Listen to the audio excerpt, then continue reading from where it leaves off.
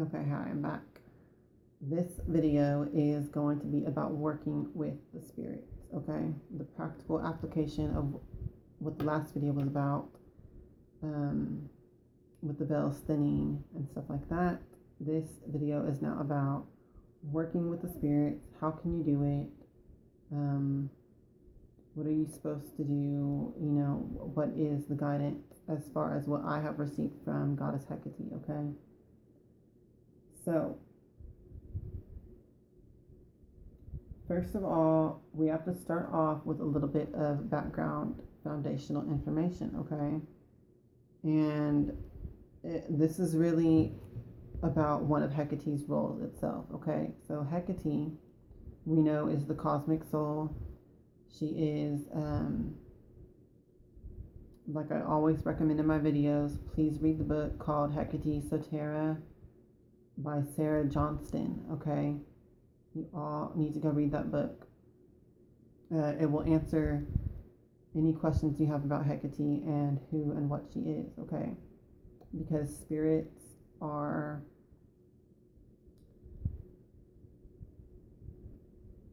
they're not just a consciousness, a personality, they are also a force of nature. They are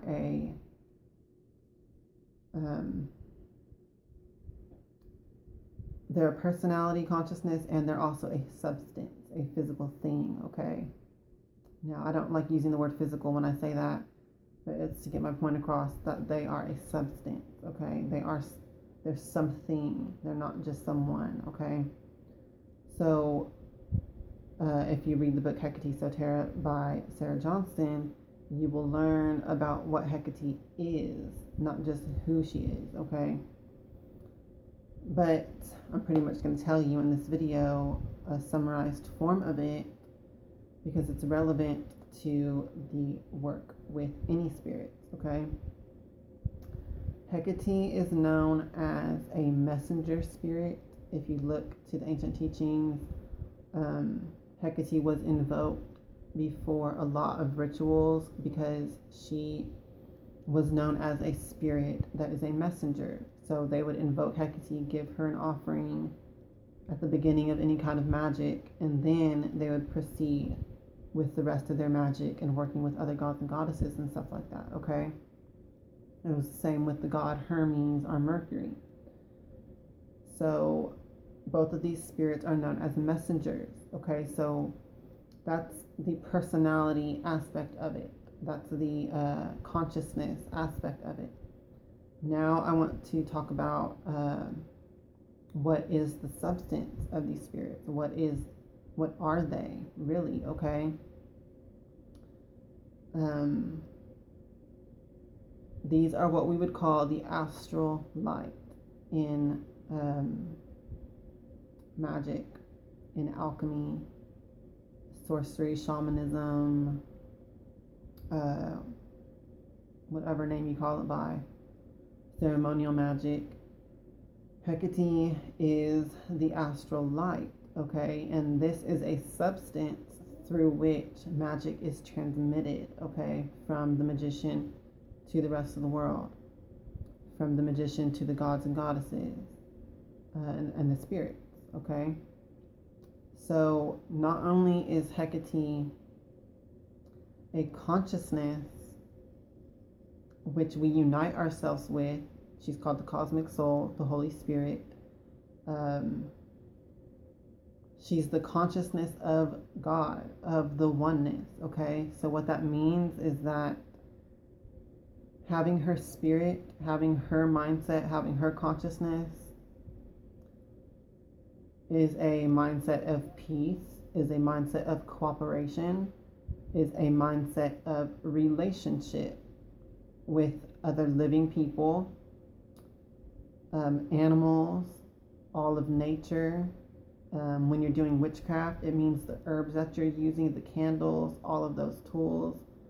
The relationship that you have with those things is Hecate, okay? Is the mindset of Hecate. and the substance of her is attached to that, which means that she's transmitting the energy there, not just the conscious part of it, but the actual substance of the magic, the astral light itself, is also her. So you might want to look at the astral light as her body, even though at the same time, all living things are a piece of her spirit. All physical things whatsoever, inanimate objects, are a piece of her spirit. Herbs, once again, crystals, candles, stuff like that, those are all pieces of her. And as well as other living humans, the dead ancestors, all spirits, gods and goddesses, everything is a piece of her one spirit, okay? So when we're acting in her spirit, in her consciousness, in her power, what that means is we bring our body, our individual self, into relationship with these other spirits, with these other objects, whatever it is that we are interacting with our magic. We are engaged in relationship with it, okay? And that is the spirit of Hecate. Now, that's why she's the messenger. That's why she's the medium. And that's why she is also the bridge that unites the divine in all its separated aspects and pieces, okay? So, that understanding is really the foundation for any magic, any spirit work, okay? You really need to understand that if you want to pursue spirit work and magic. Now, at the same time, and this is where Christianity, to me, gets it twisted, because I am an eclectic witch and I look to all spiritualities, all religions. I mean, I studied everything, you guys, that was interesting to me to learn about spirituality, okay? Before Hecate actually was able to communicate with me, or I should say I was able to communicate with her and just learn directly from her myself. I did study all religions and stuff like that first. And this is where I think Christianity really gets it twisted. They acknowledge God as oneness, as source or whatever, but they fail to recognize that God is living now through all its individual pieces and parts, okay? Through every person, through every animal in nature, through every spirit, including demons, including angels, including jinn, including ancestors, gods and goddesses, all of it. Those all exist as well as individual spirits, okay? But that does not negate that Hecate is the one spirit that is all of them, and neither does the fact that Hecate is one spirit that is everything. That does not negate that individual parts and pieces of her have their own consciousness too, okay? Have their own individual identity as well, okay? Obviously, we exist as an individual at the same time that we have her spirit, okay? So that goes for everything, though. So this is where Christianity gets it wrong, you guys. They do not acknowledge that. They don't acknowledge that God is not separate from its manifestations, okay?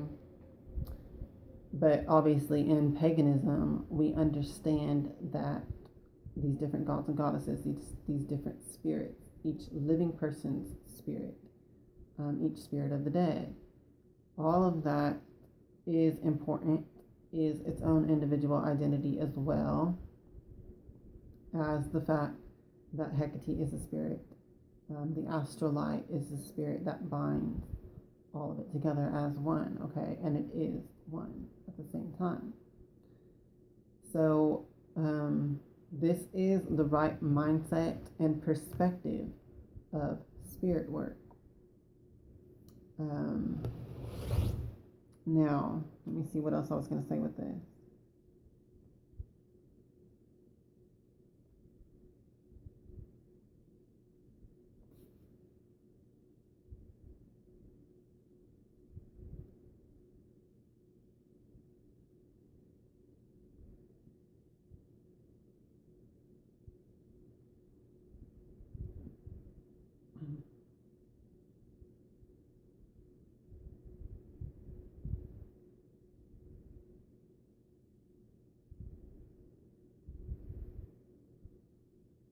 Okay, yeah.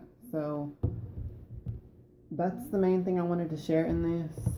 Was understanding that perspective of doing spirit work. You need to understand that at the same time that you're one with everything through Hecate, through the Holy Spirit, through Cosmic Soul, you also have to understand that that doesn't make everything an illusion. That means that you're just one with it, okay? And everything else is still its own individual thing at the same time, okay?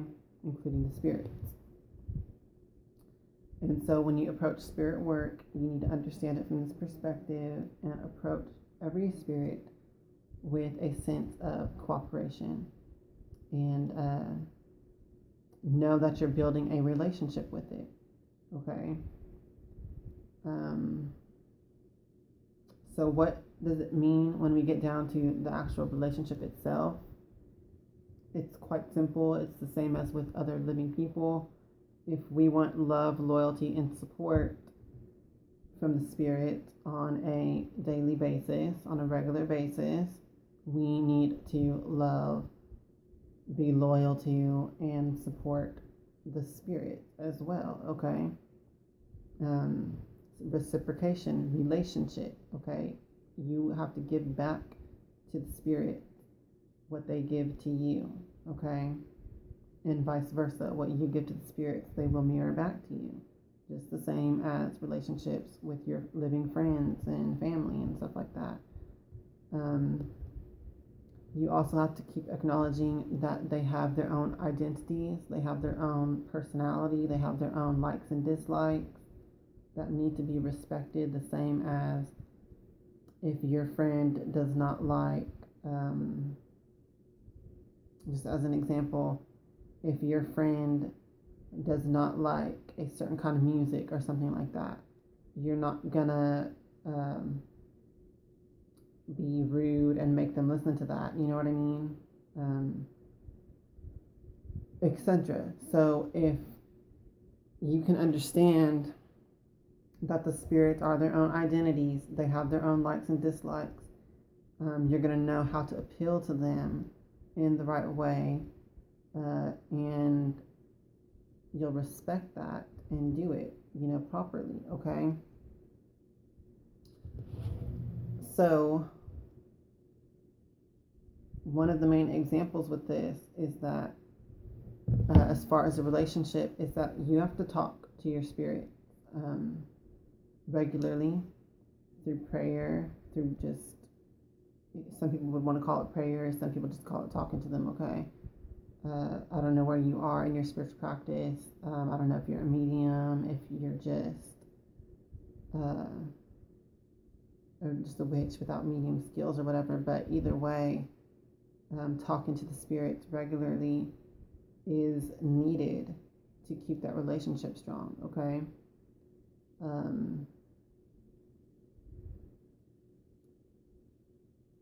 And not just talking with them as far as to ask for things all the time, okay? You can't just petition them and that be your only communication, all right? Think about if you treated a friend that way, where you only talk to them when you need something, okay? They're not going to want to say your friend, and you know what I mean? Like, that's just not going to work out. So it's the same with with ancestor spirits and stuff like that. Talk to them about your life in general. Give them thanks and gratitude. That could be part of your communications to them when they do help you. And as well as, of course, yes, you do petition them and stuff like that, because it is a relationship in a sense of there is a transactional type thing going on there. There's a trade, okay? There's a trade going on there with the spirits. And what I mean by that is they do help you out in return for you giving them offerings and stuff like that. Because there's things that they need in the spiritual realms. Especially when we're talking about the underworld realm. It's kind of just like how it is here, like how we need things to survive for our sustenance. They're all immortal over there, but they do need things for their well-being. They do need things for their sustenance, okay? And this is why we give them offerings, okay?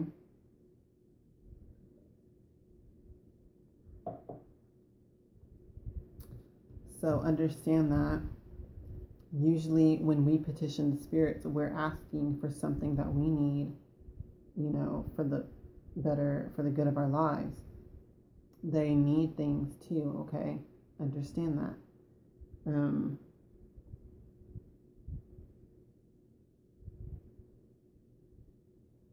So we need to give thanks. When they help us, we need to just talk to them with gratitude and appreciation. I hate using the words like prayer and give thanks, because it makes it seem like it has this like programmed prayer or something that you say. That's just vain repetitions, okay? That's not what I mean when I say pray or when I say give thanks and gratitude. I'm just talking about from your own words, how you talk to your living friends, how you talk to your family. Talk to the spirits that way. They'll appreciate that much more if you talk to them like they're really there in the room with you, because they are, than if you talk to them with these bizarre prayers that are just written down, ancient prayers from the past and shit that are just repeated, okay?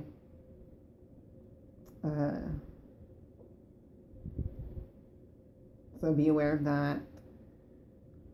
And also too, this communication goes both ways, okay? They give us guidance. They give us suggestions. They tell us when they want offerings or different things. And that needs to be respected too. You can't just ignore that when they tell you what they want, okay? And it's not like this creepy thing of them telling you what they want, like the spirits demand sacrifice, they demand this or whatever. It's not like that, okay? It's more just like a thing of respect. Just the same way as how you ask them for something. You're not like demanding it. You're not like this creepy thing that's telling the spirits what you want or whatever, or else. It comes from a place of love, cooperation, unity, companionship, loyalty, relationship, okay? So when they give you suggestions and guidance, it's like that. And they will request offerings too sometimes, and it's also like that. They just tell you in a normal, communicative way, not all like scary or demanding or anything like that. Now there is other spirits that will be like that, like some demons and shit. But I'm mostly talking about ancestor work in this video and focusing it in on that. Spirits that you get along with, or whatever. Some witches get along with demons, and the demons won't be demanding like that, or whatever, but that's beside the point. I'm just mostly talking about ancestors here, okay? And they will just communicate things to you in a loving, regular way. And if you ignore them, that's going to hurt their feelings. That's going to make them feel like you don't respect them. You're not loyal. Like, why should they then be loyal to you and help you out when you ask for things and stuff like that, okay? It is a relationship. So really giving them regular offerings is the main part of ancestor work. I just saw a spider, y'all. But no, giving them regular offerings is the main part of ancestor work, okay? That's like the main thing. You need to keep providing for them in whatever way you can. It could be food offerings, it could be different drinks and liquids, it could be candles that you offer, it could be incense, it could be herbs and crystals, it could be physical objects. Like, there's really no limit on what you can offer them, okay? And also too, offerings are not just objects and food and sustenance that you give to spirits. Sometimes spirits request as an offering that they want you to go do something, or they want you to take their guidance and their suggestions for your life. Okay, those are also offerings that you're making to the spirit. For example, really no one is in your life for an accident, okay? That does not exist. Everything is in divine timing. Everything is planned out. Your choices are free. What you do in life, what your choices are, what your reactions are to things. You have free will. But everything that's happening is going along to a divine plan, okay? Including of the people that you meet and stuff like that. Now, you may choose to terminate that relationship or whatever. That's your free will. But how the way it just plays out, it is going along to a plan, okay? So what I mean to say is that there is a divine plan at work, but you have power within it at the same time to control different things in your life. So even though, for instance, the spirits may send someone into your life that you don't even know the reason why, maybe they never told you, but the spirits did send some person into your life for a particular reason, and understand that it could have been their spirits that sent that person into your life. It could have been your spirits that brought that person into your life, okay? So understand that too. We all have different ancestors and spirits around us that influence our life, okay? So my point was that what was my point with that? When the spirit sends someone into your life or whatever, there is probably reasons there that you are not aware of. And once again, it could be that it was their spirits that sent them into your life. So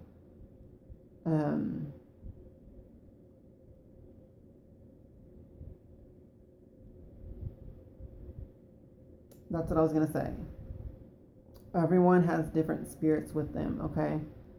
So every time when you meet another person, you are not just, I shouldn't say meet, but every time when you receive a new person into your life, you're not just receiving that person as a physical individual person, you're receiving that person's spirit into your life, okay? Whatever spirits are around that person are also coming into your life with that person, okay? So understand that when it comes to discernment during this time, specifically when the veils are being dissipated. Be very discerning of the spirits that are with the people that you allow in your life, okay?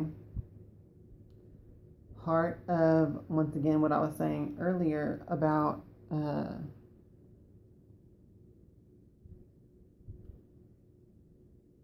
what I was saying in the last video about spiritual cleansings and how you clean your house often. You need to clean your house spiritually often. You bathe yourself often. You need to bathe yourself spiritually often. Part of that maintenance involves the people that you allow in your life, okay? Because once again, every person has spirits with them, surrounding them. If they're an unconscious person who is not controlling the spirits around them, who isn't even aware of spirits at all,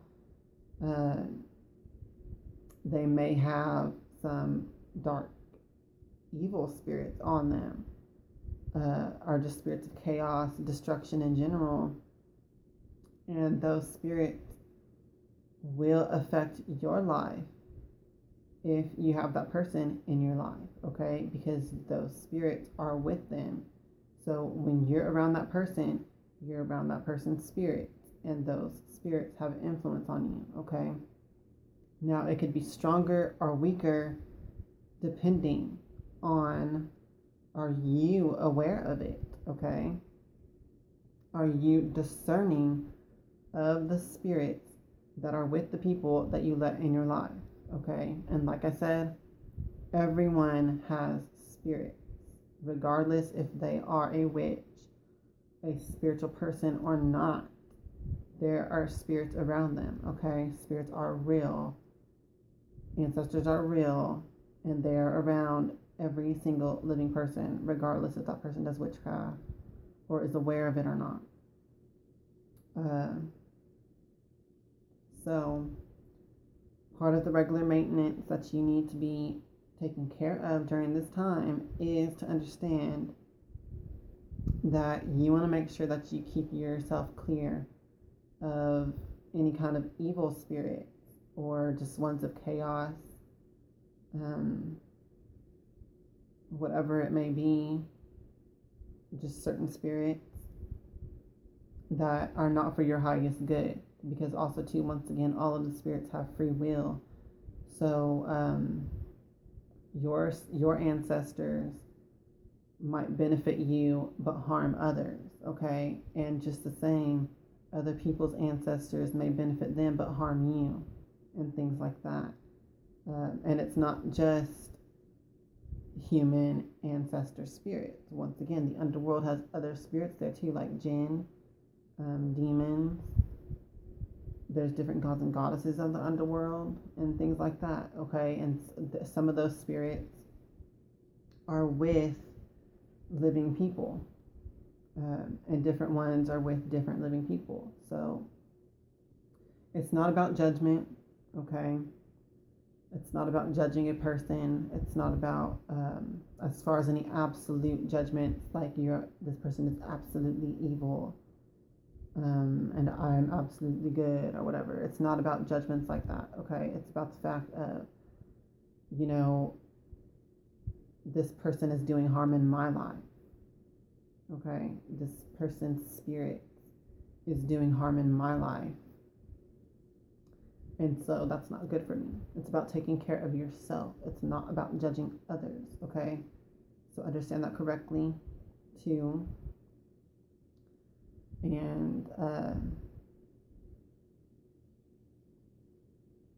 once again, it's about the level of discernment and awareness that you have. So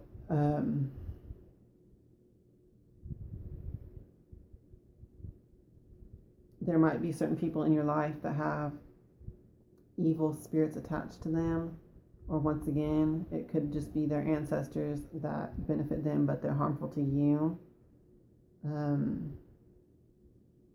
And you need to be aware of that if that's the case, okay? and you need to be doing some different options here. You can either cut that person off and just stop going around them.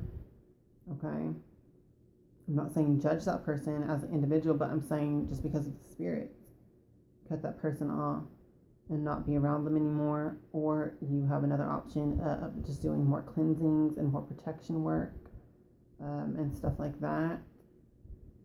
When you know you're going to be around that person, do some kind of spell or magic that will block their spirits from affecting you, things like that. And yeah, it just really comes down to your awareness of what's actually going on, and you have free will to do whatever you want with that knowledge, okay? But you do need to be aware of it during this time, because with the veils thinning, it means that all spirits will have more effects on the physical world, and it'll be more easier for them to affect the physical world. So that's kind of a two-edged sword, okay? On one side, you're benefited by it by being able to work more closely with your spirit and more powerfully.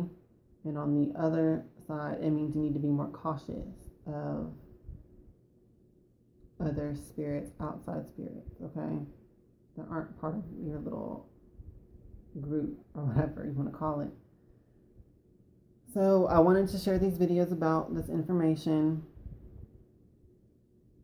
and to really kind of just give that little bit of a practical insight into the spirit work itself. It's about relationship. And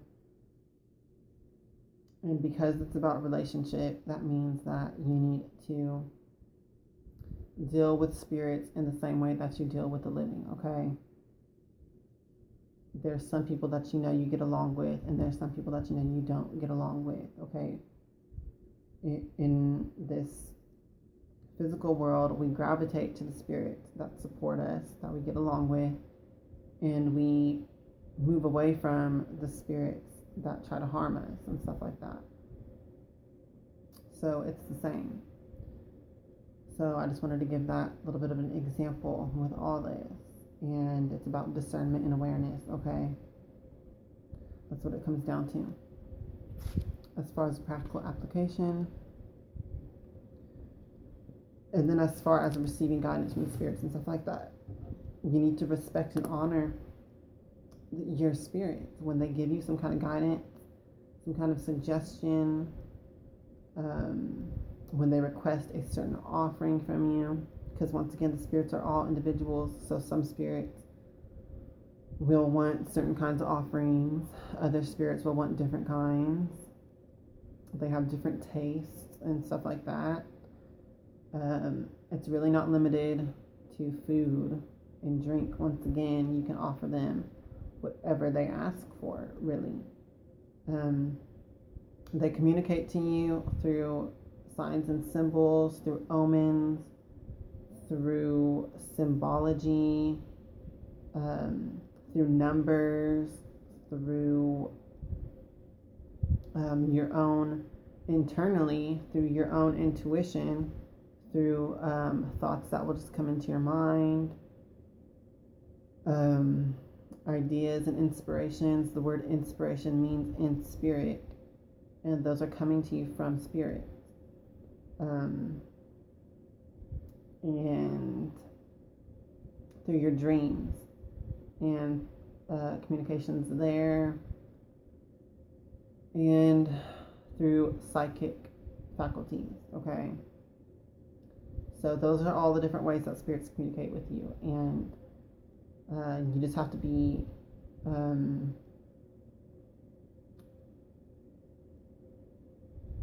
what is the word?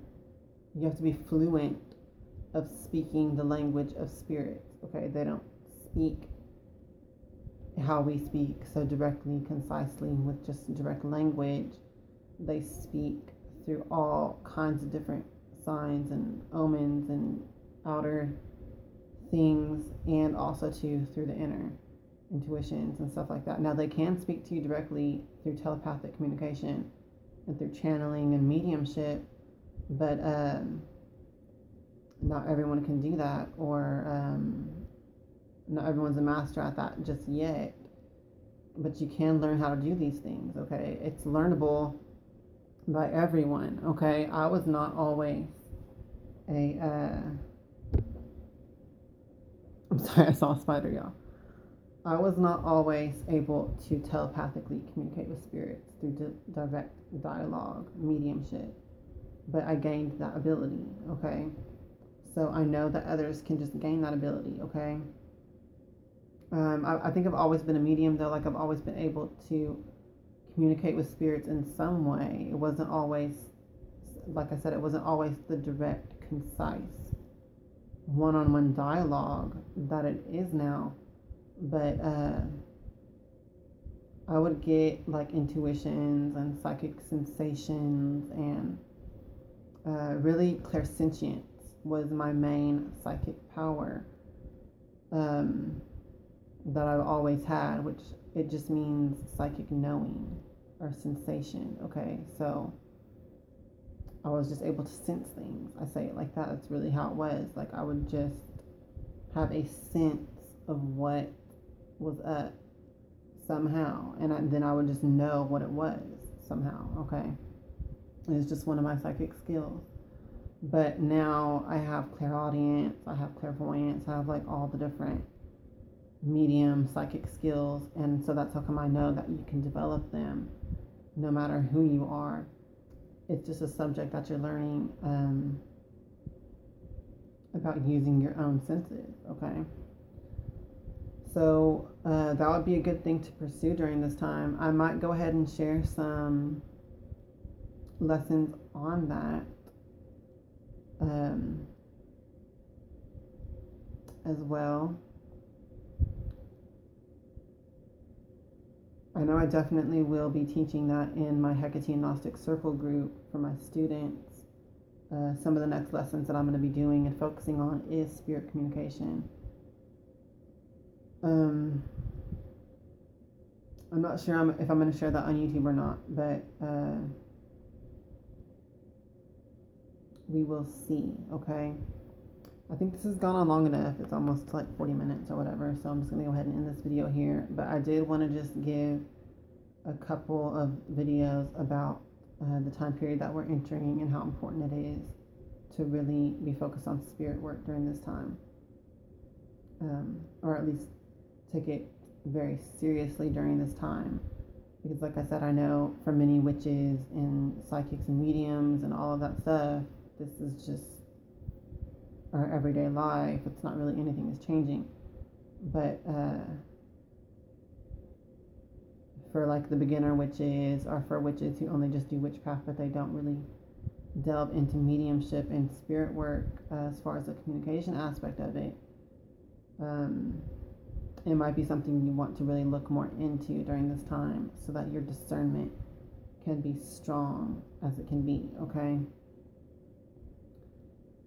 So I think that's about it for these videos. I don't think anything else is coming to mind, okay? So I will be back with more videos. I will be sharing more knowledge, lessons like this, and things as they come up. And I will also still continue to be doing my Hecate Gnostic Circle for my students who really want to learn one-on-one from me, as far as more of like the magical aspect of this, okay? Or all of this, I should say. And one-on-one tutoring and things like that that a teacher provides, okay? So I hope that you all take this information. I hope that you use it, because as always, apply the wisdom and see for yourself if it works or not for you, okay? And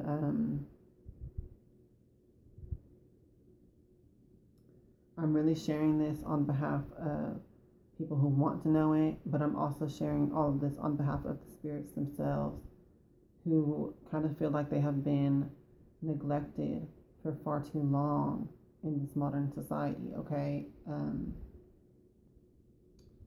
The ancestors,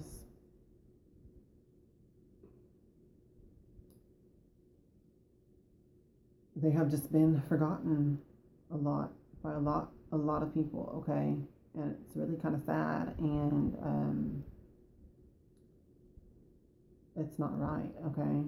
So I'm sharing this on behalf for them as well. And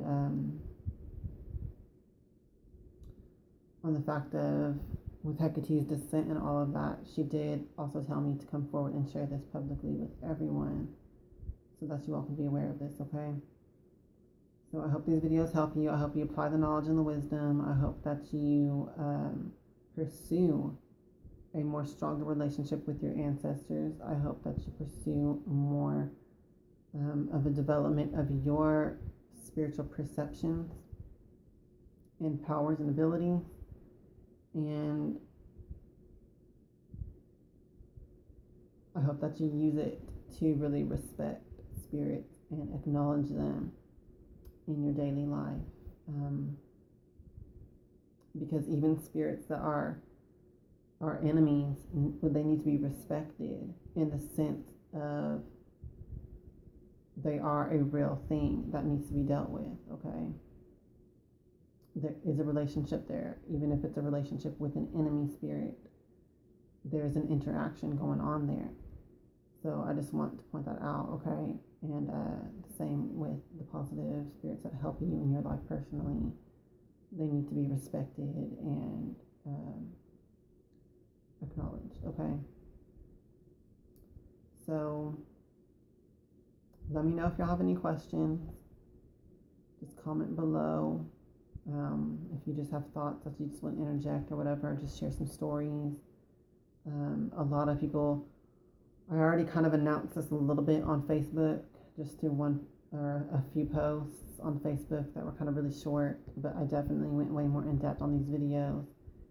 And a lot of people are saying that they have been experiencing more spiritual activity, more than years of experience. Because like I said, the bells do thin every Sabbath, and they always have. But the way that the bells are really coming down altogether now, people are experiencing a lot more. And I would like to hear your stories about that as well, if you are as well. If you're also receiving guidance from the spirits and stuff like that, please get onto YouTube and start sharing. There is a call from the spirits right now, from Hecate, from the spirits, from the ancestors, to start getting this knowledge shared, okay? That's why I'm doing these videos, like I said. So if you're experiencing things, if you're getting guidance and communications, please follow the guidance.